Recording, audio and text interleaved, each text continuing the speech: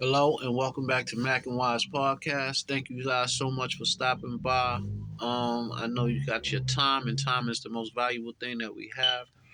But I just had to come back on here today and express the sadness that I feel in my heart. I turned on the news today, which I really don't return it on the news because there's always something tragic. But today I turned it on because I wanted to see, I guess, what was happening with the elections and, the Kanye West and the Kyrie Irving situation. And I wanted to, just touch bases and see what the media had to say about certain things, which I really don't care. But at the end of the day, I just wanted to see how they were reacting to that situation. And then when I turned it on, I seen the news about the three athletes that were killed in school in Virginia. And these kids were on their way for greatness. The athletes, the academics that they were doing was tremendous. They also were supreme athletes in the prime of their life. And their life was taken and cut short. Who would have thought when I was coming up, the first thing that could have happened in school was maybe a fight or altercation, and you went to the principal's office and you either got suspended, or if it was really bad, you got expelled. But to see the mass murders that's happening in school, you send your kids to school for an education, so to better their life, which society says is supposed to better their life. But as an entrepreneur, I know that a lot of times you're just wasting a lot of your time, and that's the most precious thing we have, when you probably can get the information that you need in order for you to succeed on any level is through people that have already done it. um, but nevertheless, we send our kids to school, and we hope that they accomplish something, or we want to make it better for them than it was for us. And sometimes we feel that school would be the best thing for them. And then at the end of the day, you see a situation where you send them to school, and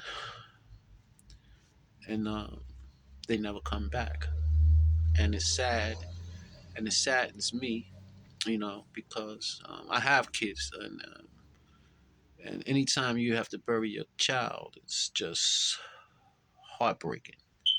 Um, thank God that we believe in the Most High, and His divinity is infinite. So my heart reaches out to the parents that just lost their kids.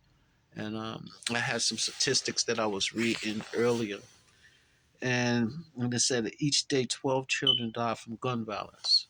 Each day 12 kids die from gun violence. Another another 32 are shot and injured.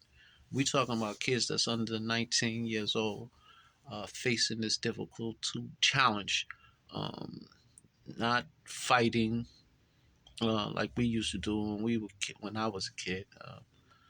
You fought, and actually the guy that you fought became your best friend, and you have a history with this person for probably the rest of your life. But nowadays, you send your kids to school, and and you wake up and they're gone.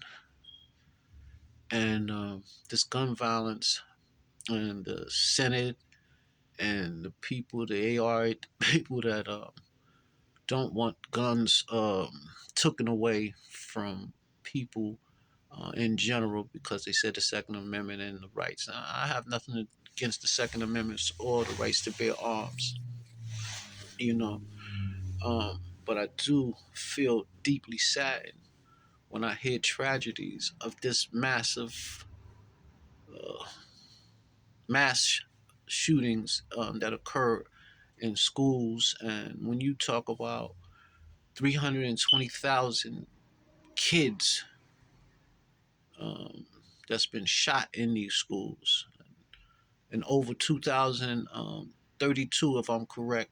I mean, I don't have the paper in front of me, but I think it was 2,032 mass shootings in schools um, since 2012. Again, I don't have the paper in front of me to look at the statistics, but I'm quite sure it was somewhere around there. And you know, I mean, just my heart just goes out to the parents that lost their kids. And again, um, the laws have to change. I mean, there has to be some kind of way that the people that control the laws put in place, uh, where they can't just give guns to people who are mentally ill, or if you hear or see somebody on any page that's talking about mass murder or talking about killing a bunch of people, there should be a red flag automatically, because we everything is censored anyway. You know, they censored everything.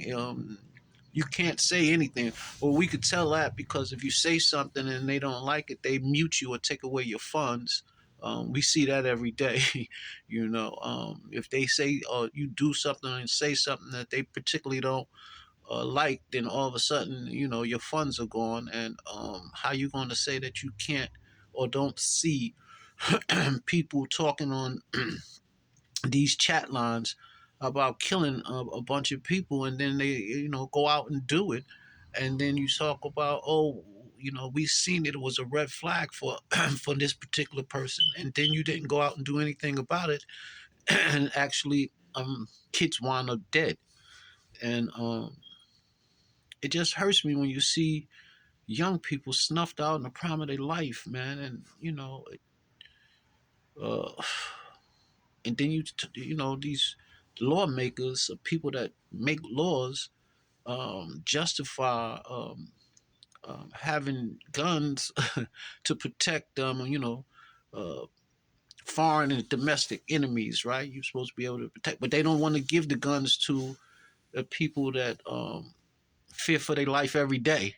You know, those are the criminals, and those are the people that shouldn't be having the guns. But then you have people that go out and kill 15 and 20 people at a time, and it's okay for them to have a gun, even though they said they was going to go out and kill, and then they go out and kill, and they were censored. And you come in the news and tell me, oh yeah, it was a red flag, and this person and somebody else knew about it, and you did nothing about it, and they go out and kill a whole bunch of people. But yet, when somebody says something that you don't like, um, you want to take away their funds and you want to take away their livelihood because you didn't appreciate what they said. People have been saying different things from the beginning of time. And it is what it is. At the end of the day, you, one person says something and they able to go out and kill 1,000 people. Another person say something and you take away their livelihood.